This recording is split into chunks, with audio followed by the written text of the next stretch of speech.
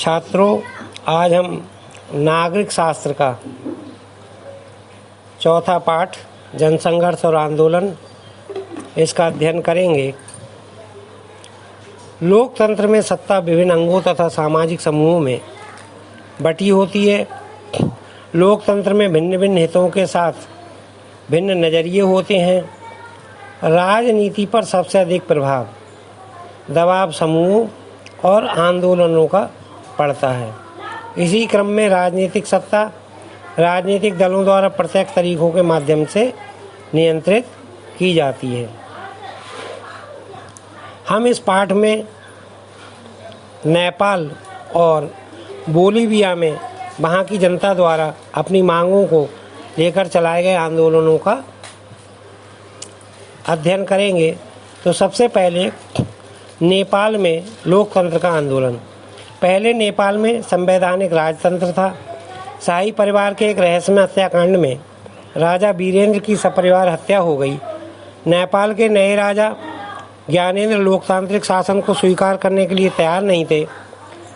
सन 2005 की फरवरी में राजा ज्ञानेंद्र ने तत्कालीन प्रधानमंत्री को अपदस्थ कर दिया।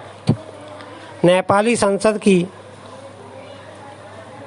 बड़े राजनीतिक दलों ने 7 पार्टी अलायंस बनाया और नेपाल की राजधानी काठमांडू में 4 दिन के बंद का आह्वान किया। 21 अप्रैल 2006 को आंदोलनकारियों की संख्या 3 लाख से बढ़कर 5 लाख तक पहुंच गई। आंदोलनकारियों की 3 प्रमुख मांगें थीं। पहली मांग थी कि संसद को बहाल किया जाए, दूसरी मांग सर्वदलीय सरकार बने और तीसरी मांग एक नई संविधान सभा का गठन हो। नेपाल में 24 अप्रैल 2006 अल्टीमेटम का अंतिम दिन था। अंततः राजा ने आंदोलनकारियों की प्रमुख मांगों को मान लिया। गिरिजा प्रसाद कोइराला को अंतरिम सरकार का प्रधानमंत्री चुना गया। संसद की बहाली हुई। कानून पारित करके राजा की शक्तियां वापस ले ली गईं।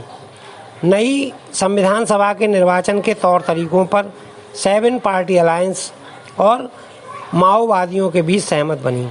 2008 में राजतंत्र को समाप्त कर दिया गया और नेपाल लोकतांत्रिक गणराज्य बन गया और 2015 में नेपाल का नया संविधान बनकर तैयार हो गया और इसे अपनाया गया। अब मैं आपको माओवादी कौन होते हैं, कौन कहलाते हैं माओवादी, इसके बारे में बता दूं। चीनी क्रांति के नेता माओ, जो चीन में चीनी क्रांति के नेता माओ की विचारधारा को मानने वाले लोग माओवादी कहलाते हैं। और ये लोग मजदूरों और किसानों के शासन को स्थापित करने के लिए सशस्त्र क्रांति के जरिए सरकार को उखाड़ फेंकना चाहते हैं। दूसरा आंदोलन बोलीविया का जल युद्ध।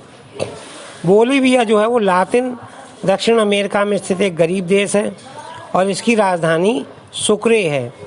ये आंदोलन लोगों द्वारा पानी के निजीकरण के विरुद्ध चलाया गया आंदोलन था। विश्व बैंक थी, उसने बोलीविया की सरकार पर नगर पालिका द्वारा की जा रही जल आपूर्ति से अपना नियंत्रण छोड़ने के लिए दबाव डाला। यहाँ की सरकार ने कोचबम्बा शहर में जलापूर्ति करने का अधिकार बहुराष्ट्रीय कंपनी को दिया, जिसने पानी के दाम तत्काल प्रभाव से 4 गुना बढ़ा दिए।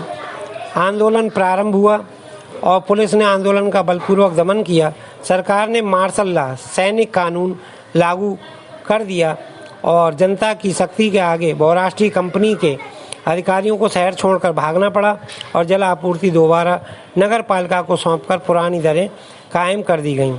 इस आंदोलन को बोलीविया के जल युद्ध के नाम से जाना गया और इस आंदोलन का नेतृत्व विभिन्न लोगों ने, डॉक्टर हैं, इंजीनियर हैं, उन सब ने अपना मिलके एक संगठन बनाया जिसे फेडेकोर कहा जाता है। और उस फेडेकोर संगठन ने जो है वो इस आंदोलन का नेतृत्व किया था।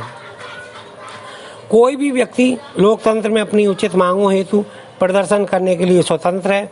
उसके लिए धरना, प्रदर्शन और हड़ताल ये लोकतांत्रिक तरीके हैं। किसी भी देश में ये सब होने का आस है। अगर वहाँ धरना होता है, प्रदर्शन होता है, हड़ताल हो रही है, तो ये होने का आशय ये है कि लोकतंत्र वास्तविक अर्थों में चल रहा है। प्रत्येक लोकतांत्रिक देश में जब जनता की सामान्य इच्छाओं का दमन होता है तो लोग धरना प्रदर्शन द्वारा अपना आक्रोश प्रकट करते हैं। लामबंदी और संगठन। लोकतंत्र में संगठन दो तरह से अपनी भूमिका निर्वाह करते हैं। नंबर 1, राजनीति में प्रत्यक्ष भागीदारी करके, और नंबर 2, संगठन बनाकर, दबाव समूह या हित समूह बनाकर अपने हितों को बढ़ावा देने वाली गतिविधियों द्वारा। आंदोलन किसे कहते हैं? जो लोग बिना संगठन बनाए अपनी मांगों के लिए एकजुट होने का फैसला करते हैं, ऐसे समूहों को आंदोलन कहा जाता है। प्यारे बच्चों, हम ये पाठ भी 2 भागों में इसका अध्ययन करेंगे। पहला भाग मैंने आज ये आपको करा दिया, और अगला भाग मैं नेक्स्ट वीडियो में आपको भेजूंगा। इसे आप समझें ध्यान से, और इसमें जो भी कार्य दे रहा हूँ उसे अपना कॉपी पर विधिवत व्यवस्थित कर लें। अब आपके ये 5 गृह कार्य के प्रश्न। पहला प्रश्न, लोकतंत्र में जनता की भूमिका सिद्ध करने वाले 2 देशों के नाम लिखो। दूसरा, 1990 के दशक में नेपाल में क्या परिवर्तन हुए। तीसरा, बोलीविया के जल युद्ध का संक्षिप्त वर्णन करो। चौथा, लोकतंत्र और जन संघर्ष का परस्पर क्या संबंध है। और 5वां, माओवादी किस विचारधारा को मानने वाले लोग हैं।